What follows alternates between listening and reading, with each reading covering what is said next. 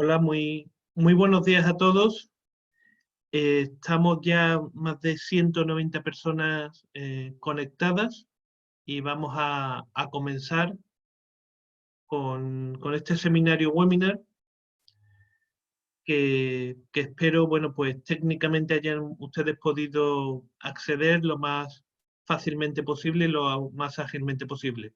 La tecnología que estamos usando viene funcionando bien y esperemos que así sea. Este seminario lo organizamos bajo el título de la contratación pública en tiempos del COVID, eh, dentro de esa línea de trabajo que nos hemos impuesto, que es práctica habitual de la Confederación, pero que ahora hemos todavía llevado más al extremo, si me permiten decirlo, para dar información a las empresas desde un primer momento, para que todo lo que está sucediendo, que afecta directamente a las empresas, les pueda llegar con la mayor claridad posible. Tengo que agradecer al despacho Cuatro Casas, que está colaborando muy intensamente con nosotros, y además les agradezco el riesgo, entre comillas, que comen, porque es que todo está cambiando constantemente. Una de las peculiaridades de esta crisis, de las muchas que tiene, es que estamos en un constante cambio, en que las normas, las interpretaciones de las normas y las interpretaciones de las normas se están sucediendo constantemente.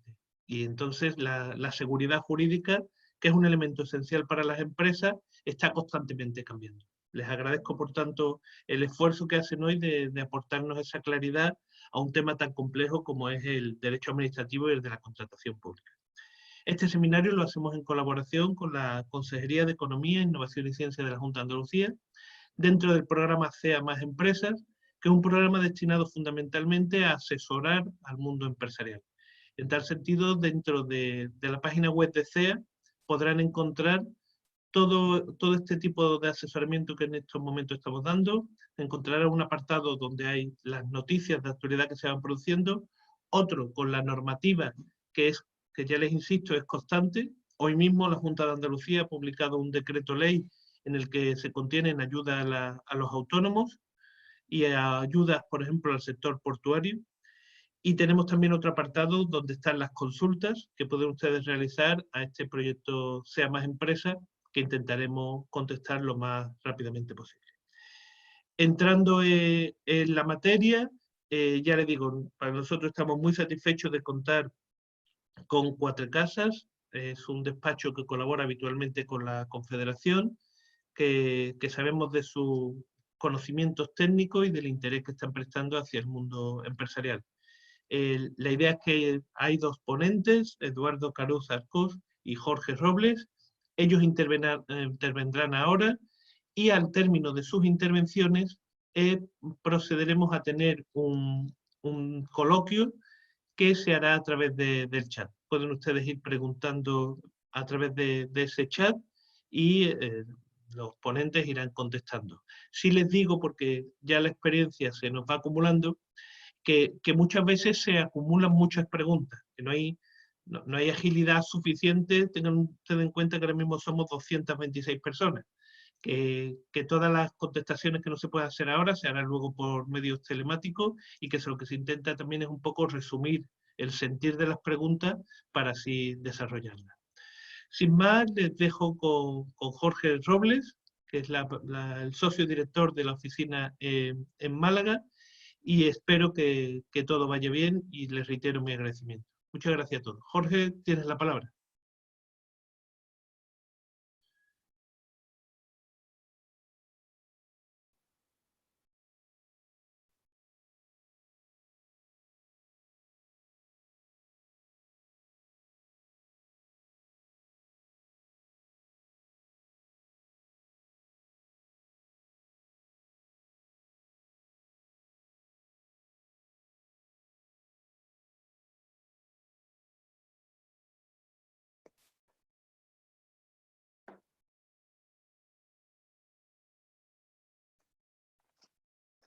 Buenos días, Luis. Soy Eduardo Caruz. No sé si Jorge ha tenido algún problema de conexión. Perfecto, pues empezamos. Si quieres voy empezando yo hasta que se pueda incorporar Jorge. Te lo agradezco, Eduardo, y muchísimas gracias.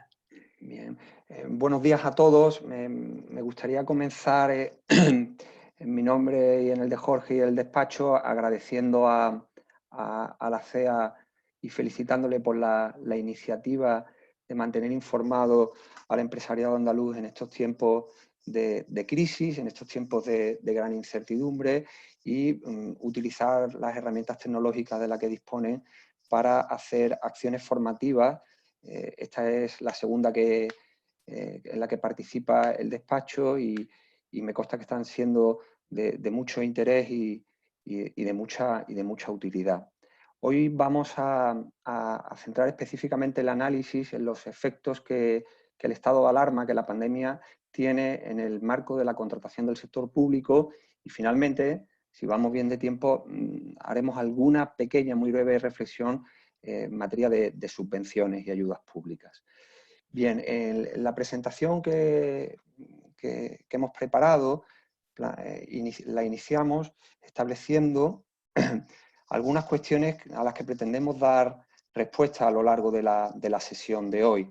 Si todos los plazos administrativos y judiciales se entienden suspendidos desde la entrada en vigor del estado de alarma, cómo afecta esa suspensión a las licitaciones en trámite y a los procedimientos de contratación, cómo se ven afectados los contratos en vigor, si afecta a todas las modalidades de contratos de la misma forma, qué contratos pueden suspenderse, en qué condiciones, con qué efectos y cuáles no, y qué procedimientos deben seguirse por los contratistas para lograr la suspensión o la ampliación del plazo de los contratos que se vean afectados en su normal ejecución como consecuencia de la pandemia. Para concluir esta introducción, les hemos reflejado ahí la normativa aplicable, la legislación de emergencia que se está produciendo en las últimas semanas en el periodo de alarma ya es abundantísima. Basta ver en los códigos electrónicos de BOE, que es una herramienta muy útil, como el código COVID ya es extensísimo, ¿no? La normativa se va sucediendo, hay modificaciones constantes, ¿no? Ahí les tenemos reflejadas las principales disposiciones básicas estatales. Luego también haremos alguna referencia a la normativa autonómica andaluza. Y lo que hay que decir es que desde el 15 de marzo hasta la fecha ha habido cambios en la normativa de excepción. Es decir, el legislador de excepción ha ido introduciendo cambios en la regulación que ha ido aceleradamente aprobando desde el inicio del estado de alarma.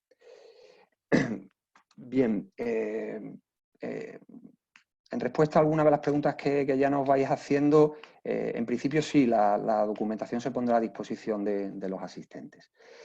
Bien, a continuación señalamos las dos cuestiones, los dos bloques de cuestiones que vamos a analizar.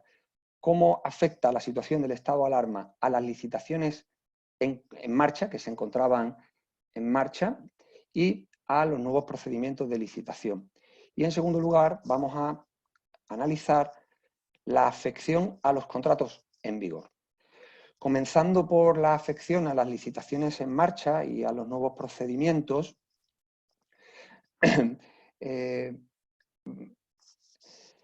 es obligado iniciar con el análisis de la disposición adicional tercera del Real Decreto 463/2020 que declara el estado de alarma. Como bien conocen, porque esta es una norma ya sobradamente conocida y muy analizada, el apartado primero de esta disposición decreta la suspensión de términos e interrupción de plazos administrativos para la tramitación de los procedimientos de todas las entidades del sector público, en los amplios términos que se definen por la normativa administrativa, señalando que el cómputo de los plazos se reanudará cuando se alce el estado de alarma o las prórrogas, que ya ha habido una de este.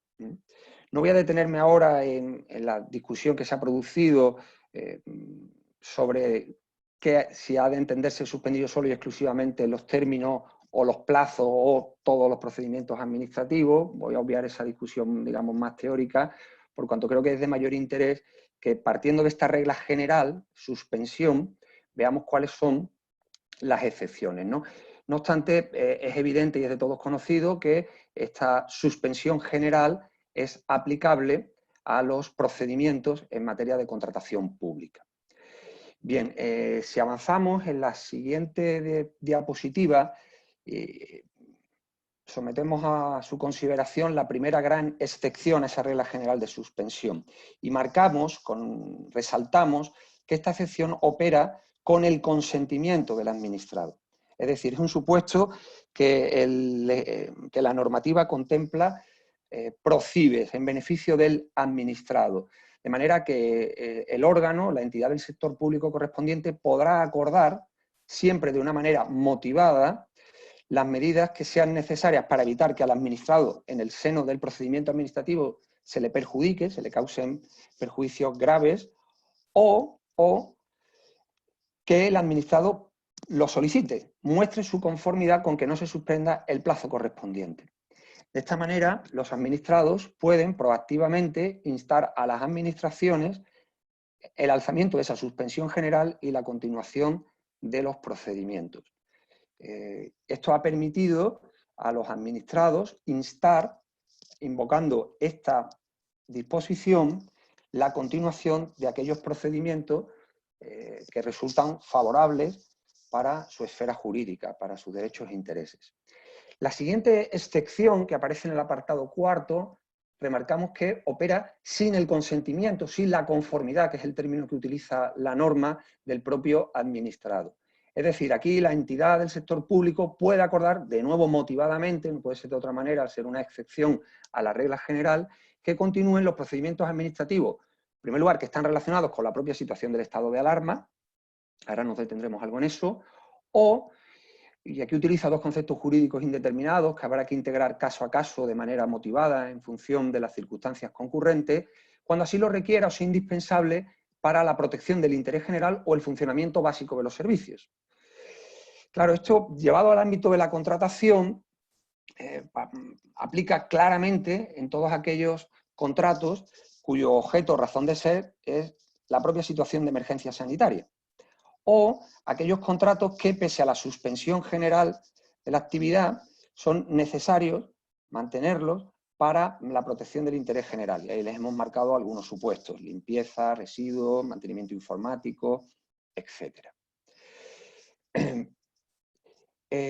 Una cuestión que se está planteando es si es necesario publicar el acuerdo de no suspensión de un procedimiento, ya sea con la conformidad del administrado, a instancia de la administración o porque él lo solicite, que es la primera excepción que hemos visto, o bien porque la administración así lo establezca motivadamente por una razón de interés público o para garantizar el normal funcionamiento de los servicios.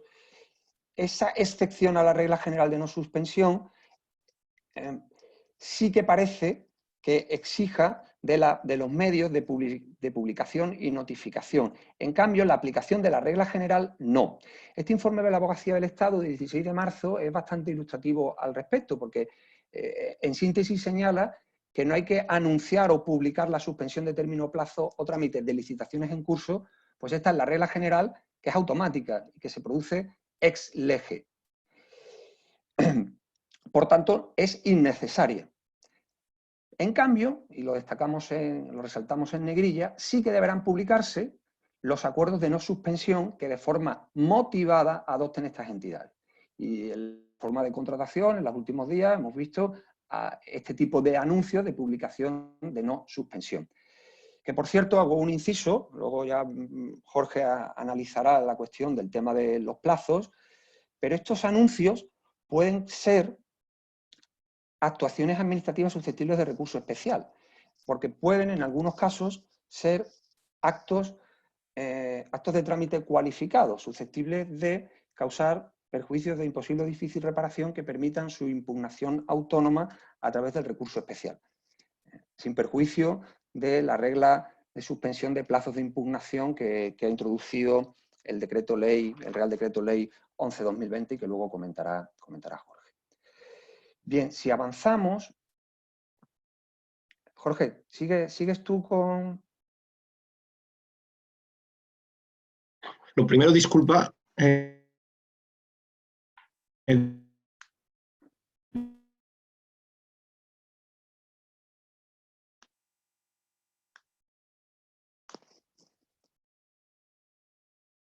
Disculpa.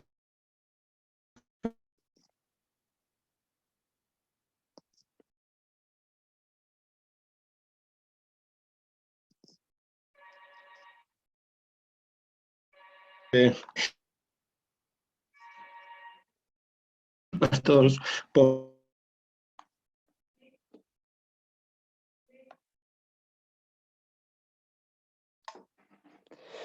Bien, veo que no se escucha a Jorge, que sigue teniendo problemas técnicos. Voy a continuar yo. Les hemos señalado también el apartado quinto y sexto del Real Decreto, en la medida en que pueda tener efectos en la contratación, tanto para la presentación de documentación que sea exigible al contratista o para la aplicación de la prohibición para contratar. En la medida en que estos apartados que se introdujeron con posterioridad por el Real Decreto 465/2020 establecen que la suspensión no será de aplicación en los ámbitos de la afiliación, la liquidación y la cotización de la Seguridad Social, ni tampoco para los plazos tributarios. Bien, si continuamos, otra cuestión que se está planteando es la posibilidad de celebrar telemáticamente sesiones de órganos colegiados. El Real Decreto 11/2020 prevé expresamente la posibilidad de la celebración telemática a las sesiones de órganos colegiados locales, se ha establecido, y en alguna normativa autonómica se ha contemplado expresamente para las mesas de contratación. Ahí lo tenemos, el caso de Andalucía, Cataluña, y hoy se ha publicado que se ha sumado a esta iniciativa Galicia. En consecuencia, en principio, es posible celebrar con las debidas garantías que los medios telemáticos deben ofrecer, sesiones telemáticas de órganos, de mesas de contratación u otros órganos colegiados. Si continuamos, estas reglas generales que hemos establecido sobre afección a los procedimientos en curso, cómo afectan a los distintos supuestos en los que se encuentre la tramitación de un contrato. En primer lugar, los actos preparatorios entendemos que se pueden seguir tramitando con total normalidad. No hay, en principio, un impedimento para que los órganos administrativos puedan, en la medida de sus posibilidades, seguir con la tramitación de esos actos preparatorios. En cuanto a la fase de publicación o licitación, corresponde al órgano de contratación sopesar si publica o no la convocatoria. Si opta por publicarla, los plazos de presentación se entenderán automáticamente suspendidos. En la fase de o candidaturas, los plazos estarán suspendidos y se reanudarán, y aquí la palabra reanudar se utiliza en sentido técnico, tal como ha aclarado la abogacía del Estado y también mucha doctrina, en el sentido de que no se reinicia, es decir, no se pone el contador a cero y se vuelve a computar el plazo, sino que se reanuda, es decir, sigue el plazo corriendo en el momento en el que quedó suspendido. En la fase de presentación de la documentación acreditativa del cumplimiento de los requisitos previos y la formalización del contrato, igualmente se entienden interrumpidos los plazos, suspendidos. No obstante, si la empresa adjudicataria voluntariamente cumple las exigencias anteriores, sí que se podrá continuar con la tramitación del procedimiento. Estaríamos en una de las excepciones que anteriormente hemos expuesto con carácter general, ¿no? De acuerdo. Todos estos supuestos no son de aplicación en aquellas contrataciones que tengan relación, insistimos, con hechos que estén relacionados con el COVID. Bien, si avanzamos, otra cuestión relevante en materia de contratación pública relacionada con la situación generada por la pandemia, por el COVID, es la posibilidad de acudir a la contratación de emergencia. La contratación de emergencia, que ha sido tradicionalmente contemplada en nuestra normativa de contratación, exige que se justifique la necesidad de actuar de manera inmediata ante una circunstancia imprevisible o inevitable. El artículo 120 de la Ley de Contratos del Sector Público se refiere a acontecimientos catastróficos, grave peligro, necesidades que afecten a la defensa nacional. La normativa COVID ha previsto la utilización de la contratación de emergencia para atender a las situaciones urgentes resultantes del estado excepcional en el que nos encontramos. La tramitación de emergencia no está sujeta a requisitos formales, ni siquiera a la existencia de crédito suficiente. El contrato debe iniciar su ejecución en un plazo inferior a un mes y una vez que se ejecuten las actuaciones, sí que ya será de aplicación el régimen general de la Ley de Contratos a todos los efectos. Y yo siempre señalo que la tramitación de emergencia, como supuesto excepcional, que supone la excepción de principios básicos esenciales de la contratación pública, ha de ser siempre objeto de una interpretación restringida. Así lo ha entendido tradicionalmente tanto la Sala Tercera del Tribunal Supremo como los órganos consultivos. En la siguiente imagen, ¿qué sucede con el recurso especial en materia de contratación? Bueno, en primer lugar, no se verá este recurso en relación con los procedimientos de emergencia, conforme al 44.4, y la interposición del recurso especial en materia de contratación ha quedado suspendida, antes se lo anunciaba, conforme a la disposición adicional octava del Real Decreto Ley 11/2020. Este Real Decreto ha introducido una norma pro administrado, en la medida en que otorga al administrado la posibilidad de, en aquellos supuestos de impugnación, recursos administrativos u otras modalidades de impugnación de actos desfavorables o de gravamen, a que el plazo sí que se reinicie después del levantamiento del estado de alarma. Es decir, aquí sí que hay un reinicio del plazo, aquí sí que se pone el contador a cero, de manera que esos recursos, esas impugnaciones las pueda plantear con todo el plazo correspondiente habilitado por la norma desde el levantamiento del estado de alarma.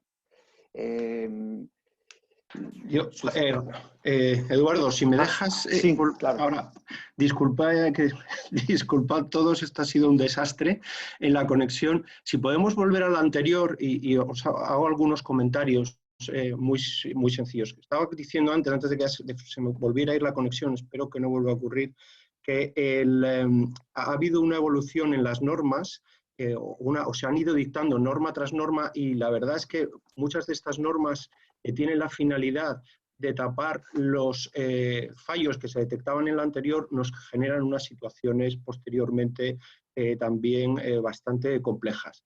Voy a referirme simplemente a alguna de ellas. Por una parte, una cuestión que se puede plantear, Eduardo estaba hablando antes de cuáles eran los trámites que se podían ir cumpliendo en un procedimiento de licitación, porque de hecho, si nos fijamos, la disposición adicional tercera del Real Decreto que se dicta, el mismo por el que se declara el estado de alarma, el que se dicta y se publica el 14 de marzo, establece, por una parte, que lo que se suspenden son los plazos de tramitación, los plazos, con lo cual la duda puede ser, se suspenden los plazos, pero se pueden seguir tramitando los procedimientos. Pero más adelante también, como Eduardo había planteado, una de las excepciones, cuando habla de las excepciones que requieren el consentimiento del interesado, que fueron las únicas que inicialmente se preveían, porque después esto se cambió el 17 de marzo, se decía que siempre que el interesado manifestara su consentimiento, se podrían adoptar las medidas de ordenación e instrucción estrictamente necesarias. O sea, parecía que si el interesado no manifestaba, no otorgaba su consentimiento, ni siquiera se podría instruir ni ordenar el procedimiento. Bueno, esto ha generado algunas dudas, incluso en algún momento se plantearon distintas cuestiones, pero a lo que quiero referirme ahora es a esta cuestión relativa a la interposición del recurso. Como hemos visto, simplemente por contarlo, el día 17 de marzo se modifica el Real Decreto de declaración del estado de alarma y se admite como excepción, como ha contado Eduardo, que no se suspendan los plazos en aquellos procedimientos que estuvieran estrechamente vinculados con la situación de hecho del COVID, o bien que fueran necesarios, indispensables para la protección del interés general o del funcionamiento básico del servicio. Porque era lógico que se pudieran sacar licitaciones que estuvieran directamente encaminadas a atender a estas necesidades. Esto es el 17 de marzo. El 31 de marzo se publica un Real Decreto Ley, que es el 11/2020, el que está aquí, una disposición adicional octava, en el que se establece que el cómputo del plazo para interponer los recursos en vía administrativa se iniciará al día hábil siguiente a la finalización de la declaración del estado de alarma. Y que, como estaba comentando Eduardo, que los plazos se reiniciarán. En este caso no se suspenden, solamente para lo que son interposición de recursos se cuentan ex novo desde ese día. Se contarán ex novo desde ese día. Pero esto en materia de contratación pública tiene una consecuencia muy importante en el recurso especial, por lo siguiente. Como sabemos, los contratos administrativos, ahora los contratos públicos, contratos administrativos fundamentalmente, no se pueden ejecutar hasta que no se hayan formalizado. Un contrato, si es susceptible de recurso especial, no se puede formalizar hasta que hayan transcurrido los 15 días para interponer el recurso especial en materia de contratación. Como consecuencia de ello, aquellos contratos aquellas licitaciones que no se han suspendido porque son esenciales para la protección para atender a las necesidades del COVID o para el funcionamiento básico de los servicios, puede ser cualquier contrato relacionado con cualquier servicio público que es necesario seguir manteniendo, puede ser una recogida de basuras, puede ser cualquier otro contrato esencial, a pesar de que se ha ido tramitando y no se ha suspendido, llega el día en que se adjudica y ese día tendría que iniciarse el plazo de 15 días para interponer el recurso. Como no se inicia, no se puede formalizar. Como no se puede formalizar, no se puede ejecutar. Con lo cual, lo que se hizo el 17 de marzo, para habilitar el plazo, el 31 de noviembre se desactiva como consecuencia de esta norma, sin querer. Evidentemente ha sido un efecto no deseado. Tan es así que la Junta Consultiva de Contratación Pública del Estado ha emitido un informe el día 7 de abril advirtiendo de esta circunstancia, diciendo expresamente que por muchos esfuerzos que ha querido hacer interpretativos no encuentra solución a esto, que la única solución sería que se modificara el Real Decreto Ley, le redactan el informe cuál es la modificación legislativa que tendría que publicarse y termina diciendo que, aunque como bien ha dicho Eduardo, y me hubiera tocado decir a mí, el estado de la tramitación de emergencia es excepcional, tendrá que justificarse, termina llegando a suscitar o inducir que lo que tiene que hacer es sacarse todas estas licitaciones por la vía de la tramitación de emergencia porque por esa vía no existe no hay plazo para el recurso especial. Pero claro, ¿hasta qué punto se puede sacar por esta vía? Habrá cuestiones que sí, como todas las que tengan que ver con la lucha con el COVID, pero por ejemplo, un funcionamiento, algo que tenga que ver con el funcionamiento básico de un servicio, una recogida de basura u otro contrato que no es exactamente ese supuesto, tal cual, estrictamente sería discutible que se pudiera llevar por esta vía. Eduardo, si quieres seguir tú. Bueno, ahí también hay que apuntar que cabe la posibilidad, luego lo vamos a ver, del mantenimiento de los contratos anteriores que tengan un objeto similar, ¿no? Ahora lo vamos a ver, ¿no? Bien, en cuanto a la afección a los contratos en vigor, que es el otro gran bloque de cuestiones que vamos a tratar, nos vamos a centrar en el análisis del artículo 34 del Real Decreto Ley 8/2020. Este artículo 34, yo creo que hay que ser indulgente con el legislador de emergencia por las circunstancias en las que es imaginable que ha tenido que realizar su cometido, pero es un artículo con una técnica legislativa bastante deficiente.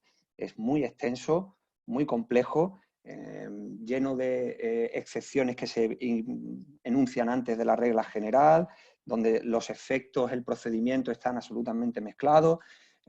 Tanto es así que ha habido cuestiones que necesariamente han sido rectificadas en el Real Decreto Ley 11/2020 y aún así siguen existiendo cuestiones que plantean dudas interpretativas, que en buena medida la abogacía del Estado, luego veremos con qué efectos y sin que los informes consultivos de la abogacía del Estado puedan entenderse desde luego como criterio auténtico definitivo, ¿no? Y hay algunas cosas ahora veremos que son bastante cuestionables, pero la verdad es que están generando una situación de bastante confusión, ¿no? A lo que se suma, que también lo vamos a ver, como algunas normas autonómicas han establecido normas especiales, como vamos a ver en el caso de Andalucía, ¿no?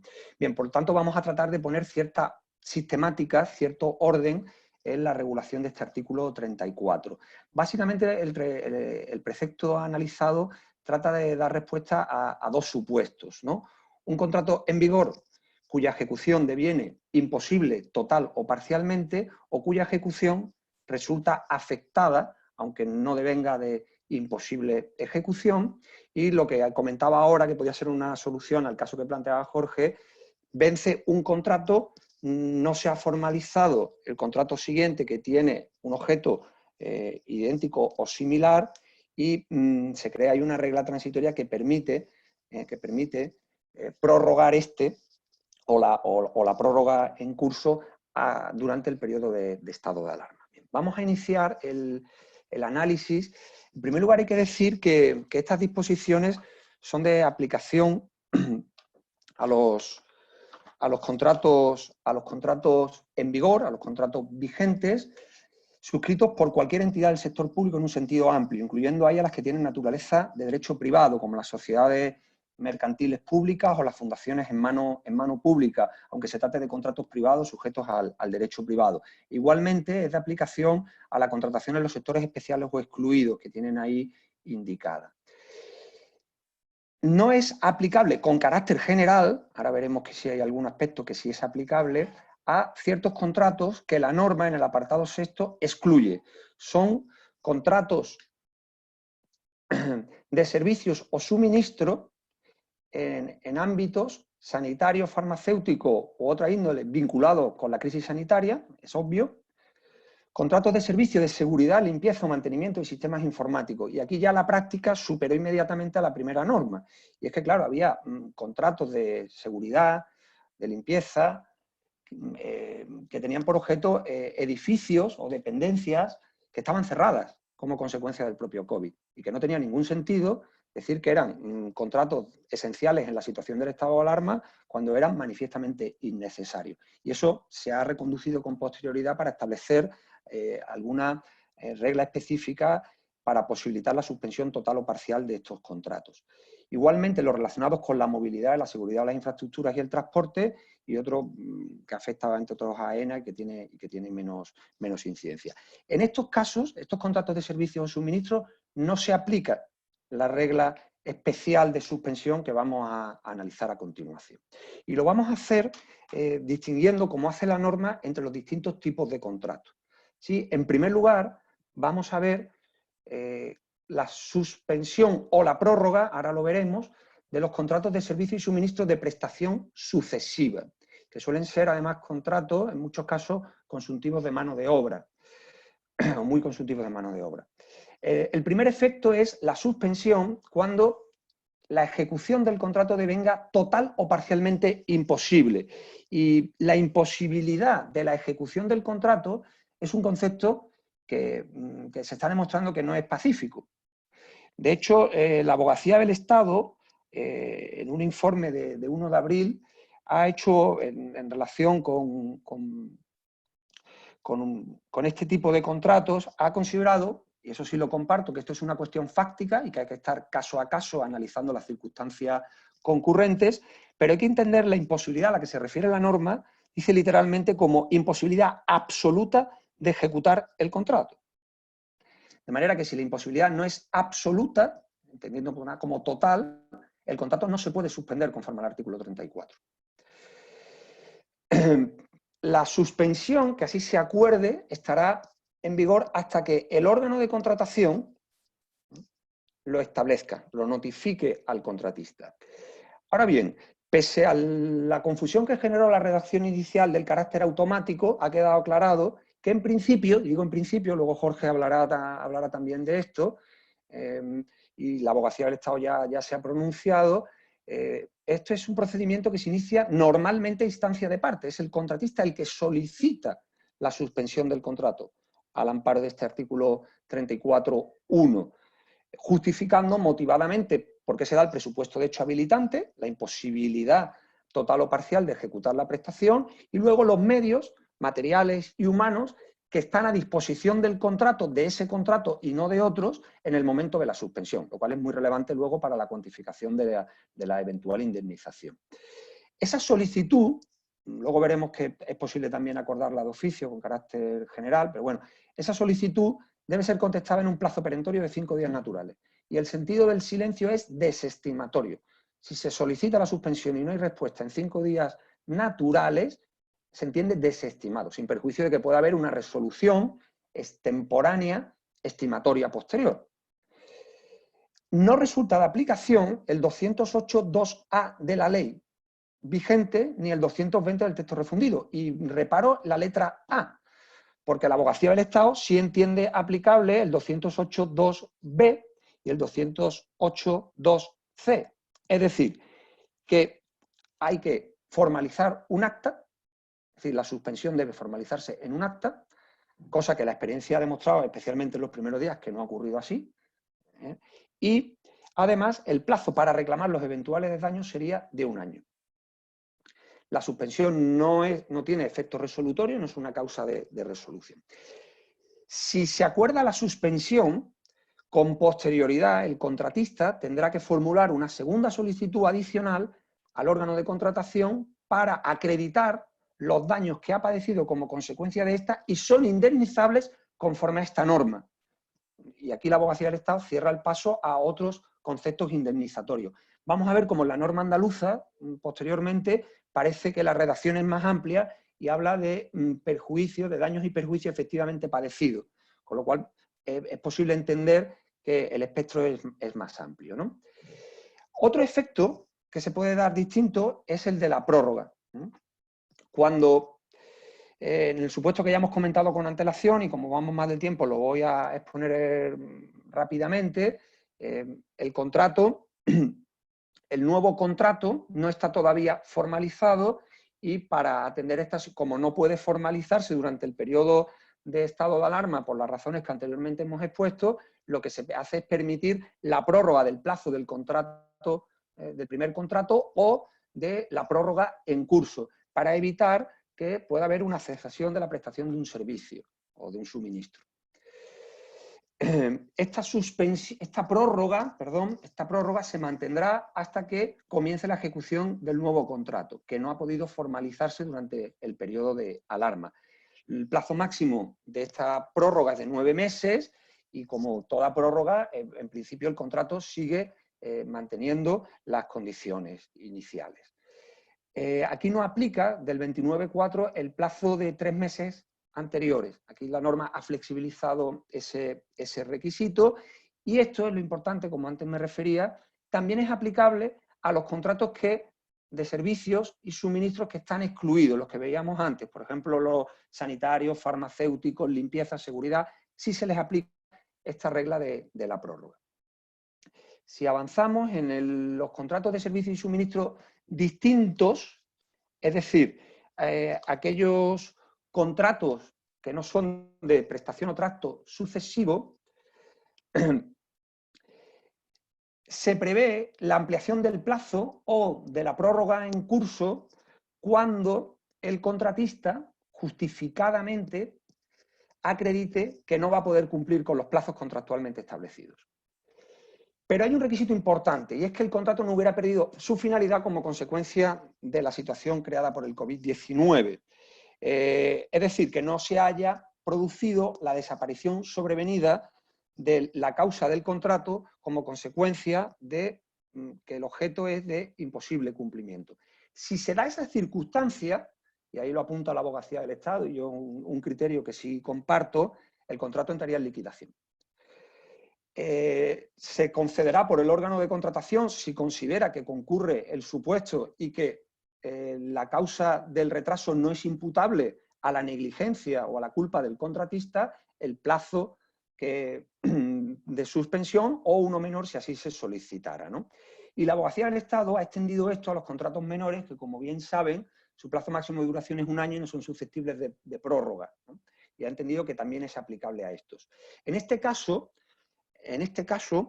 no se fija por la norma el plazo para solicitar esta ampliación. La Abogacía del Estado también acude ahí subsidiariamente al plazo de 3 meses del Reglamento General de la Ley de Contratos de las Administraciones Públicas. ¿Y qué efectos tiene? Pues en principio se contempla, previa solicitud al órgano de contratación y la acreditación de la realidad fehaciente de los daños, una indemnización que solo y exclusivamente contempla los gastos salariales adicionales en los que efectivamente hubiera incurrido durante el tiempo en el que se produce la ampliación del plazo, con el límite máximo del 10% del precio inicial del contrato. Esos son los efectos indemnizatorios que prevé la norma en el caso de ampliación del plazo. Si continuamos, Jorge. Sí, continúo yo. Pues como ha dicho Eduardo, tenemos ahí, y probablemente muchos de los asistentes lo sabrán, un informe de la Abogacía del Estado, no sé si es de 1 o de 2 de abril. Yo sobre esto sí que querría llamar la atención que, hombre, que este informe de la Abogacía del Estado no deja de ser, a mi juicio, un acto de cautela de la Abogacía del Estado para fijar un criterio a ver si puede ser seguido por algunos tribunales y así se ahorra pues importantes pleitos e indemnizaciones que haya que pedir a la Administración. Yo creo que muchas de las cuestiones que plantea son muy discutibles, ¿no? Algunas de ellas, además, especialmente en el caso del contrato de obra y en el contrato que veremos de concesión de servicios. Básicamente, lo que la Abogacía del Estado viene a decir es que todo lo demás que está en el ordenamiento jurídico desaparece, solamente se aplicará el artículo 34, pero que también se aplican otras cosas, pero solo cuando ella lo considera oportuno. Es normal, la Abogacía del Estado tiene que decirlo porque no va a decir lo contrario y facilitar las demandas contra la Administración.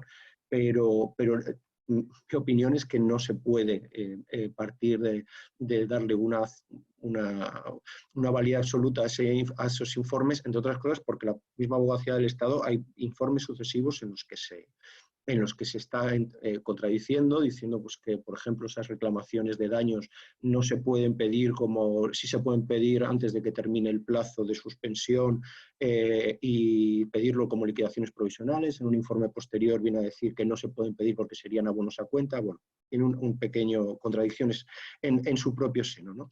Entrando en el contrato de obra, lo que establece la norma es la posibilidad también o bien de suspensión o bien una posibilidad de prórroga. El supuesto de suspensión tiene que ser que la ejecución de bien imposible se alzará cuando se notifique que se puede reanudar la prestación. El régimen es igual al que ha contado Eduardo, hay un plazo, hay que solicitarlo, hay que además indicar los motivos, se concederá en el plazo de 5 días, una vez que se concede se entiende que se retrotrae el momento en el que se produjo, y no se aplican ni, igual que ocurría antes, el apartado A del 208 de la ley vigente, ni el 220 del anterior, que se refieren básicamente a la suspensión con carácter general, ni tampoco el 239 y el 231, con lo cual se viene a decir que no se aplicará aquí, es curioso, ¿no?, que no se aplicará en el contrato de obras la regla que establece en el artículo 239 de la ley vigente y 231 del texto refundido sobre la fuerza mayor. Como probablemente se sabe, en el contrato de obra se ejecuta riesgo y ventura, es decir, el contratista tiene que entregar una obra, lo que le pase durante el camino pues es su problema, ¿no?, por decirlo de una manera. Pero hay una salvedad en la ley, que si hay una situación de fuerza mayor, pues la Administración tiene que indemnizar al contratista. Bueno, pues esto desaparece. Se establece también una posibilidad parecido para este caso, lo cual lleva además a la Abogacía del Estado a decir que es que la fuerza mayor no se puede invocar nunca ningún contrato en relación con la situación generada por el COVID.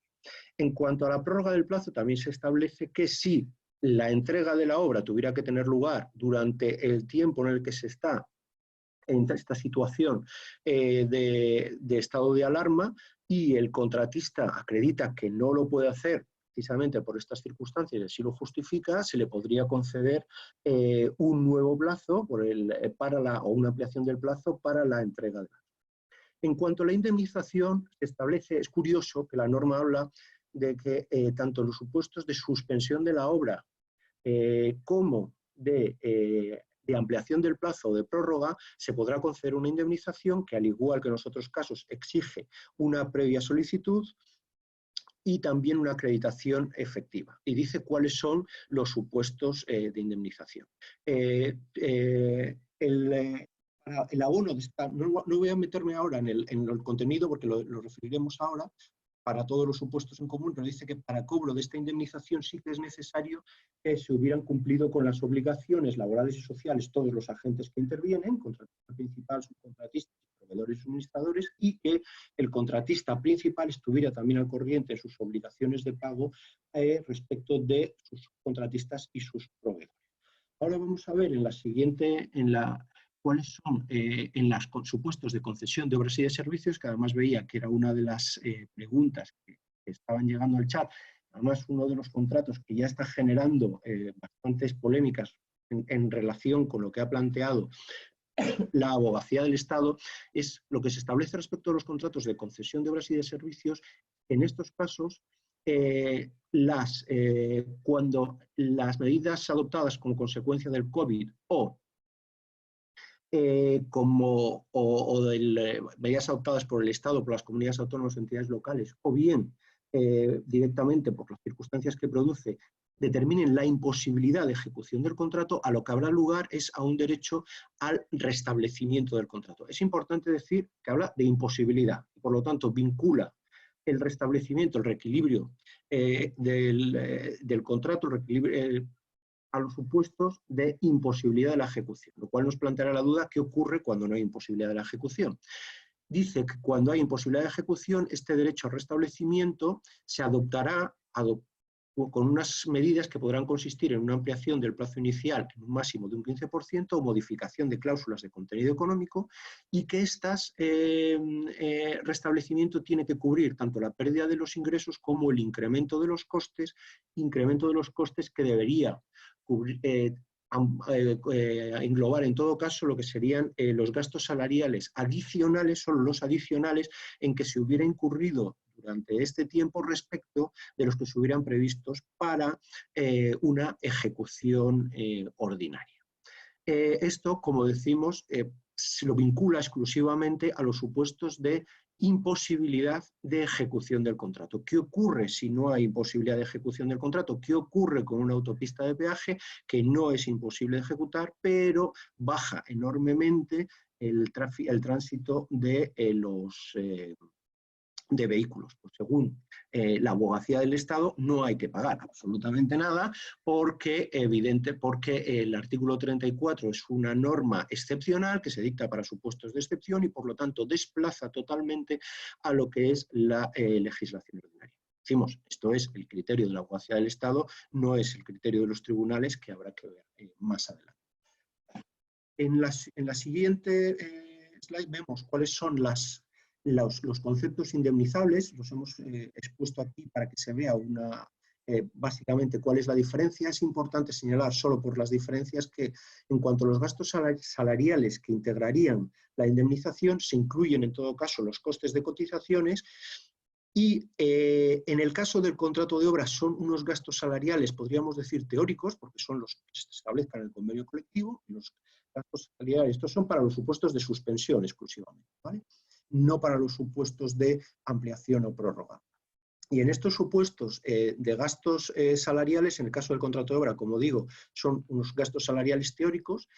En el caso de los contratos de suministros y servicios de carácter sucesivo, serían los efectivamente abonados, y además establece la posibilidad solamente en servicios y suministros de recuperación el carácter o el concepto que tendrían estos gastos salariales si los trabajadores afectados fueran de aquellos a los que se les aplica el permiso retribuido recuperable.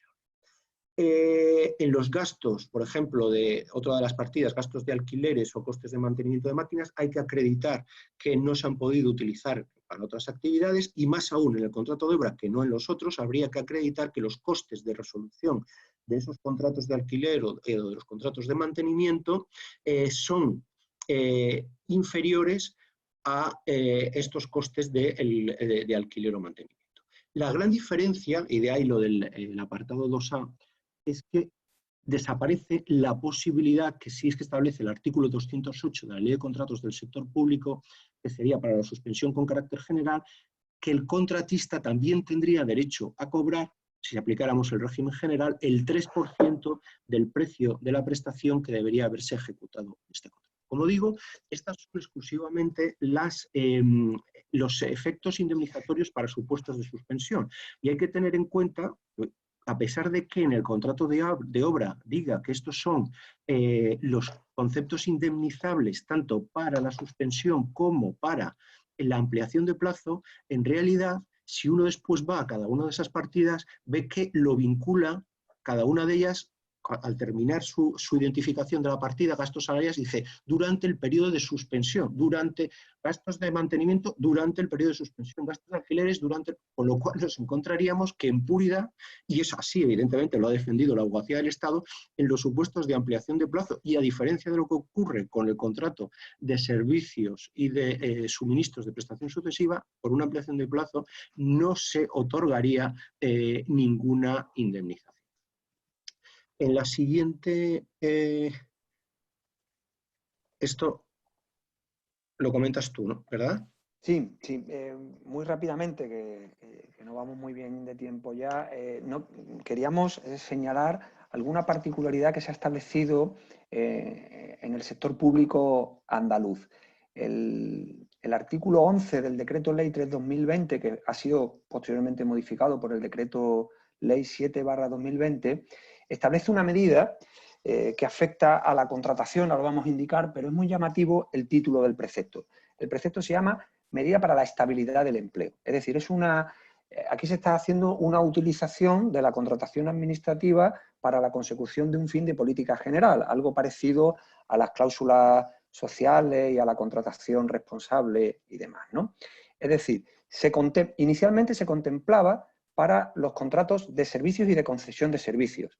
La modificación ya lo circunscribe solo y exclusivamente a los contratos de servicios de tracto sucesivo. Elimina la aplicación a las concesiones y incluye, conforme a lo que ya hemos visto, a los de seguridad, limpieza y mantenimiento de servicios informáticos en el caso de cierre de dependencias, ¿no? La particularidad es que aquí claramente se afirma ya por la norma que esa suspensión es posible tanto a instancia del contratista como de oficio, ¿no? ¿Cuál es la particularidad que se presenta aquí? La norma inicialmente contemplaba que no se suspendían los contratos de servicios de prestación sucesiva, especialmente los que son más constitutivos de obra, pensando en seguridad y en limpieza, porque se iba a atender a los costes laborales. Es decir, era una medida para evitar ERTES principalmente. De manera que se le decía al contratista, oiga, no tome usted medidas de empleo porque la administración le va a pagar los costes laborales aunque usted no realice la prestación, pese a que no se suspende el contrato. Una vez que el legislador andaluz ha conocido el 34.1 y el 34.8 en su extensión, ya ha ajustado esta regulación y ya sí que contempla un mecanismo de suspensión. Si bien con la particularidad de que el órgano de contratación puede acordar la continuidad del pago del precio. Es decir, es una medida que yo creo que merece una valoración positiva. Si lo que se pretende es el mantenimiento del empleo, el espíritu, la finalidad de la norma, al menos como nosotros lo consideramos, es si usted no toma medidas, es decir, mantiene el empleo en las mismas circunstancias, pese a que haya habido una suspensión total o parcial, se le va a pagar el precio del contrato. Es decir, usted va a cobrar el mismo precio, aunque el contrato esté total o parcialmente suspendido, entendiendo que en aquello que no esté prestando el servicio, caso de una suspensión parcial o en la totalidad, es un anticipo a cuenta. De esta manera se evitan medidas laborales y además pues, no se facilita también la situación de tesorería, etcétera, de los empresarios, ¿no? Con lo cual es una medida que persigue eso. De hecho, se plantea que se paga el precio del contrato y posteriormente, cuando la situación cese, se hará una regularización de esos anticipos a cuenta que se ha hecho. De manera que el contratista y la administración tendrán que establecer una regularización, pero el contratista durante este periodo de emergencia sigue percibiendo el precio del contrato. Y para facilitar esto, se establece que en la factura que se emita se tendrá que diferenciar los servicios prestados que son objeto de facturación y los costes en los que incurre por la suspensión para diferenciarlos y poder facilitar la posterior regularización de esos abonos a cuenta. La cuestión es qué se va a indemnizar, qué va a ser luego objeto de regularización. Y aquí la norma andaluza habla de daños y perjuicios efectivamente sufridos por el contratista, algo que es bastante más amplio de lo que contempla el artículo 34, como Jorge ha expuesto. Si bien luego hace una referencia al artículo 34, 1 y 8, dice que se extenderán en todo caso al 34, 1 y 8, y bueno, genera la duda de si efectivamente se está queriendo referir a cualesquiera daños efectivamente sufridos o los está circunscribiendo como Jorge antes ha explicado, a los que contempla la norma, ¿no? Si avanzamos,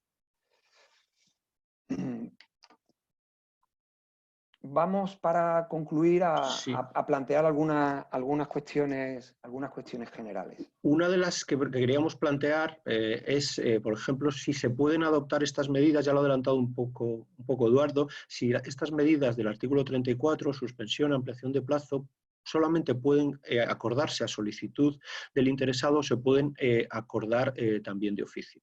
La Abogacía del Estado, en un primer informe, sostenía que, conforme a la literalidad del artículo 34, que defiende, cuya aplicación tan estricta estaba defendiendo, solamente se podían acordar a instancia del contratista. Posteriormente cambió su criterio en el informe de 2 de abril y viene a decir que efectivamente también se pueden acordar de oficio, pero que en cualquier caso, aunque se acuerden de oficio, los efectos que se establecen son los efectos indemnizatorios del artículo 34, porque ese es su criterio, que es que el artículo 34 expulsa, hace prácticamente inaplicable el régimen que establece con carácter general la ley de contratos. Dice, básicamente, salvo en aquello que sea incompatible con este precepto, pero su interpretación básicamente lo desplaza totalmente la ley de contratos. Esto, evidentemente, es discutible, porque si el artículo 34 solamente contempla, y así su literalidad, la suspensión e instancia del contratista, si se acordara de oficio, se podría plantear que los efectos indemnizatorios son los del artículo 8, lo cual tiene un efecto importante, que es el del artículo, el 3% de la prestación dejada de ejecutar, ¿no? La indemnización del precio correspondiente a la indemnización dejada, la prestación dejada de ejecutar.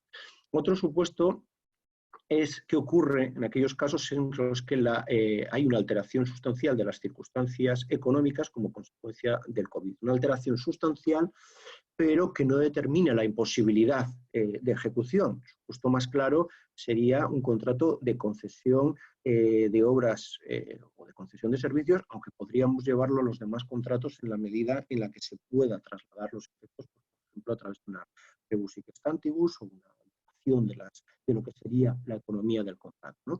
Pero en un supuesto de concesión de obras o una concesión de servicios, el caso más claro, la concesión de peaje que hemos comentado anteriormente. Según la Abogacía del Estado, el hecho de que el tránsito de vehículos haya disminuido enormemente no dará lugar a ninguna indemnización, pero esa es su opinión.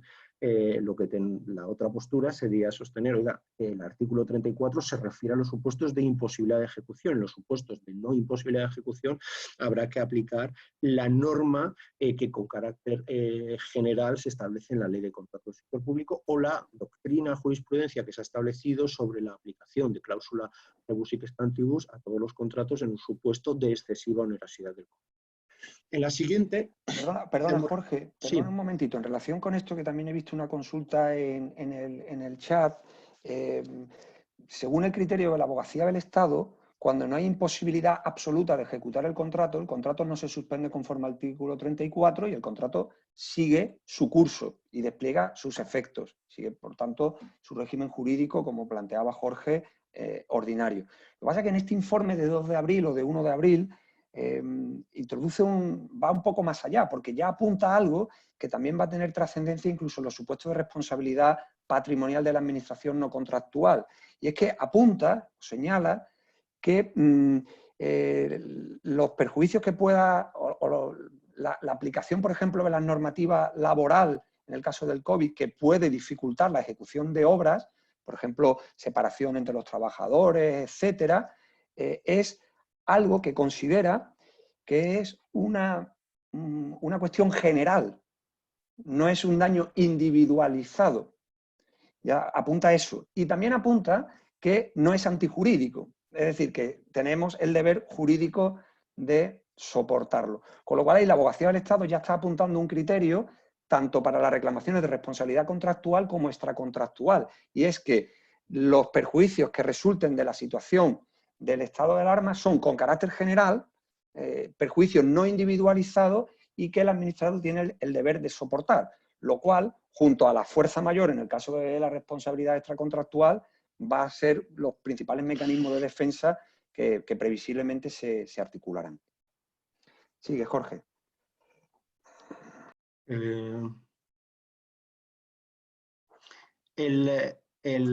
Aquí una pregunta. ¿La cláusula rebus sic stantibus se aplica también a contratos de servicios de tracto sucesivo?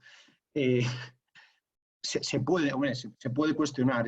En los contratos de suministros y servicios de tracto sucesivo se puede, porque en realidad hay un principio en todos los contratos, que además es defendido por muchos autores. Jimeno Felius, uno de los más firmes defensores de esto, que fue presidente del Tribunal Administrativo de Contratos de Aragón y es uno de los máximos autores en contratación pública, que habla siempre de la necesidad del mantenimiento del equilibrio económico del contrato en cualquier contrato. O sea, no puede desaparecer lo que es la economía del contrato. Entonces, la cláusula, una excesiva onerosidad que convierta las prestaciones en irracionales para una de las partes, podría llevar a la aplicación de la cláusula rebus sic stantibus. Como dice Eduardo, sí que es lo que plantea, lo que intenta hacer subyacer la Abogacía del Estado, y que tiene, a mi juicio, más que ver con la responsabilidad patrimonial que con la existencia de un contrato, de una responsabilidad, tiene más que ver con una responsabilidad extracontractual, que con una responsabilidad contractual es la consideración del daño, de que sea un daño general, ¿no? Cuando hay una responsabilidad contractual, por ejemplo, una obra pública, que realiza la administración, las obras del metro en Málaga o en Sevilla, y se causa un daño a todos a las personas que tienen sus tiendas, lo primero que se dice es que usted tiene esa obligación de soportar ese daño, no es un daño antijurídico como lo tienen todos los demás, es un daño general que tenemos que soportar. Ahora bien, en un contrato habría que ver si esto no puede ser considerado como un factum principis o como un riesgo imprevisible. Si es un riesgo imprevisible, por mucho que yo tenga la obligación de soportarlo, que evidentemente voy a tener que soportarlo, puede dar lugar a una indemnización que no tendrá que ser de la totalidad del perjuicio, pero sí al menos a un reparto de los perjuicios entre el contratista y la administración, ¿no? Porque es uno de esos mecanismos. O, por ejemplo, en el supuesto que hemos comentado antes, Eduardo, ¿qué ocurre cuando los contratos pierden su finalidad? Y decía Eduardo, pues yo comparto lo que dice la Abogacía del Estado de que tiene que entrar en liquidación. Bien, yo también lo puedo compartir en parte, pero entrar en liquidación, ¿pero con qué efectos? ¿Qué consecuencias? ¿Yo tengo solamente derecho a cobrar lo que he ejecutado y a llevarme, o tengo algún derecho a indemnización, ¿podría subsumirse en alguno de los supuestos de extinción previsto en la ley que me diera derecho a indemnización de alguna partida? Yo creo que también sería discutible. Yo creo que sería planteable.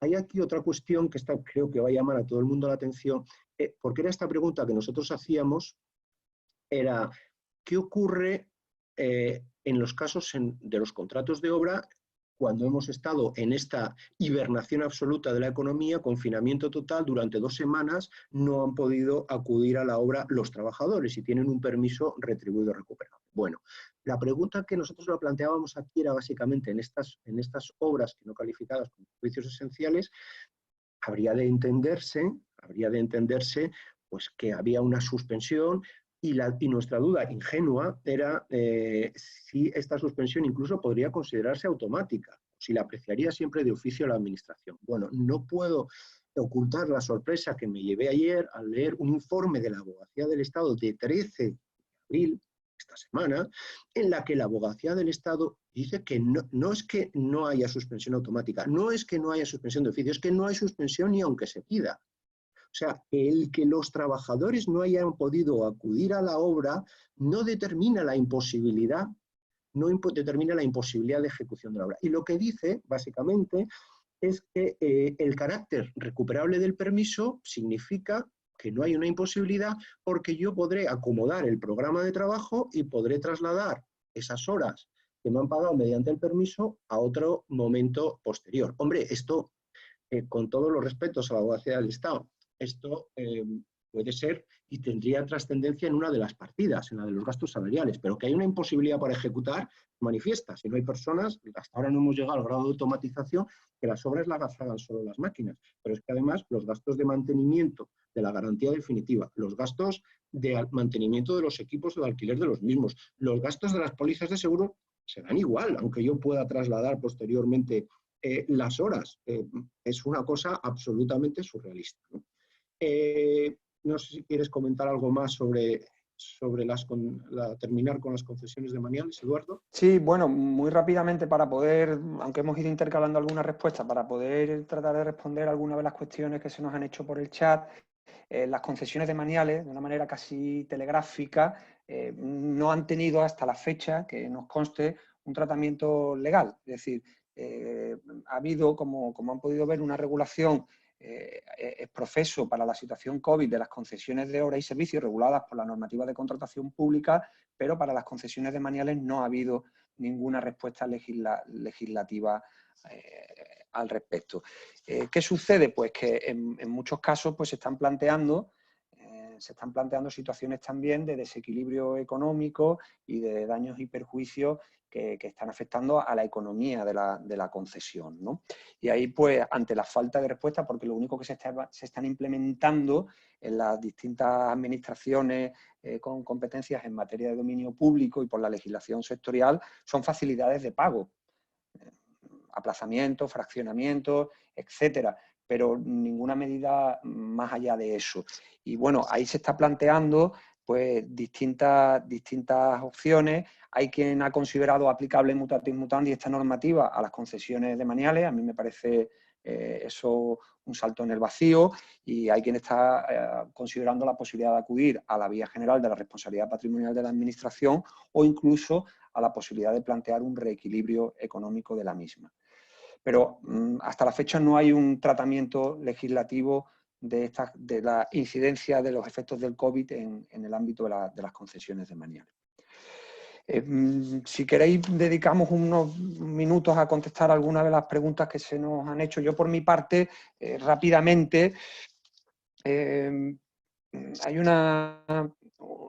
me ha preguntado por el plazo del recurso especial. La novedad que se ha establecido es el cómputo del plazo, pero los plazos para la impugnación se mantienen los mismos. Ahí no ha habido cambio, ¿eh? Es decir, hay una regla legal especial para el cómputo, que durante el periodo se están suspendidos y luego se reinicia el plazo completo, pero los plazos de formulación de los recursos no se han alterado, son los que establece la ley de contratos. ¿Y sí. Sí, incluso para los contratos que sean indispensables, como era la pregunta, ¿no? El plazo seguirá siendo el de 15 días, lo que pasa es que para los pliegos, impugnación de los pliegos que sea indispensable, el plazo es de 15 días, lo que pasa es que el plazo se iniciará, el cómputo de ese plazo se iniciará con posterioridad al día hábil siguiente al levantamiento del estado de alarma, que era la circunstancia esta que planteábamos anteriormente. Salvo en mi criterio que el administrado solicite que se tramite el recurso especial durante el periodo COVID, invocando la disposición adicional en el apartado tercero, que muestre su conformidad con la tramitación del recurso especial, siempre que acredite las circunstancias que hemos comentado, ¿no? Y otra pregunta que se hace en relación con los plazos y las cuestiones procedimentales es ¿qué sucede si no contestan a la solicitud de suspensión en el plazo perentorio de 5 días naturales? Como el sentido del silencio es negativo, pues se abre la vía de recurso administrativo o jurisdiccional. El problema que nos encontramos es la suspensión de nuevo de los plazos, tanto de recurso administrativo como de recurso jurisdiccional.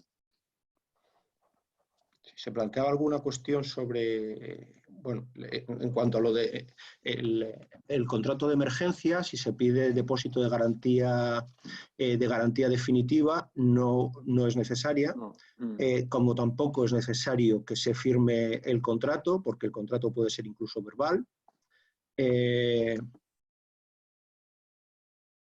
Y bueno, cuando se reanuden los plazos de presentación de una licitación, pues queda el plazo, como no es salvo el supuesto de la interposición de los recursos, en los demás supuestos ha habido una suspensión, con lo que quedarán los días hábiles. Sí que es verdad que hay alguno de estos informes, sobre todo de la plataforma de contratación de algunas direcciones generales de contratos económicos, que dicen que se lo planteen, lo que vienen a decir es que los órganos de contratación quizás deberían valorar conceder un nuevo plazo a finitio.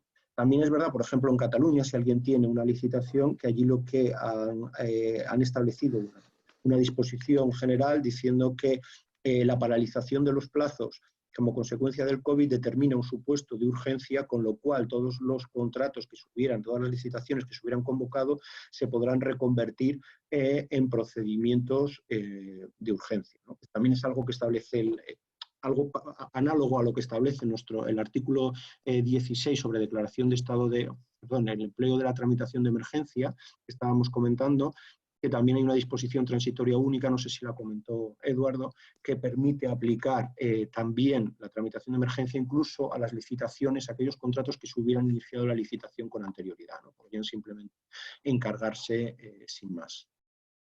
Hacen una pregunta sobre garantías, si es posible pedir la devolución de la garantía, si he entendido bien la pregunta, durante el periodo de suspensión. En principio no está contemplado, no hay ninguna norma excepcional en cuanto al régimen de garantía. De hecho, uno de los gastos indemnizables es precisamente el coste del mantenimiento de la misma, con lo cual los efectos patrimoniales adversos que se indican en la pregunta, si la he entendido bien, sí que podrían ser objeto de compensación. Hay una pregunta. ¿La abogacía del Estado está insinuando o afirmando directamente que el COVID, por sus efectos, no pueden considerarse, bueno, causa fuerza mayor, entiendo? Sí, lo está afirmando, sí, manifiestamente, o sea, literalmente, explícitamente, que no es fuerza mayor. Viene a decir casi más o menos que esto es una fuerza mayor que afecta a todo el país, no es una fuerza mayor exclusiva de la obra, y un poco lo que decía, traslada la doctrina de la responsabilidad patrimonial, de que esto es un daño general que soportamos todos y por lo tanto usted se lo aguanta. Es discutible. ¿Tiene recorrido en los tribunales? Tiene recorrido en los tribunales respecto del contrato de obra, manifiestamente, porque el propio artículo 34 lo declara así expresamente, que para el contrato de obra no se aplican los artículos relativos a fuerza mayor. En los demás casos se podría cuestionar, y siempre también, evidentemente, se podría cuestionar el Real Decreto Ley en su día ante el Tribunal Constitucional, ¿no? Si una norma, lo que se llama el control de la constitucionalidad de las normas, de las leyes, por el carácter irracional o irrazonable de las mismas. Pero bueno, en principio es así. Bueno, me indica Reyes que ya hemos agotado el tiempo. Reyes.